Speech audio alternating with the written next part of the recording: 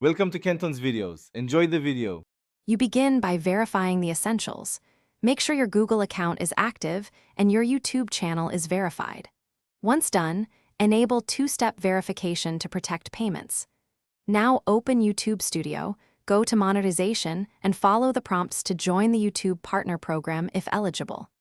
Make sure your channel meets watch hour and subscriber thresholds before proceeding. If it does, click Start on the AdSense linking step and choose the account you will use for payments. Once you choose to link, pick an existing AdSense account or create a new one, creating ties billing to your channel.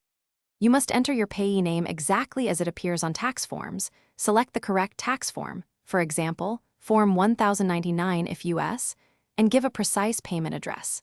Make sure your bank details match your legal name to avoid delays. AdSense can require identity verification, so upload a government ID if requested, and then wait for confirmation emails.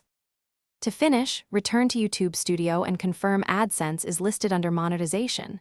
Once linked, AdSense will start tracking revenue, and you can set a payment threshold and delivery method.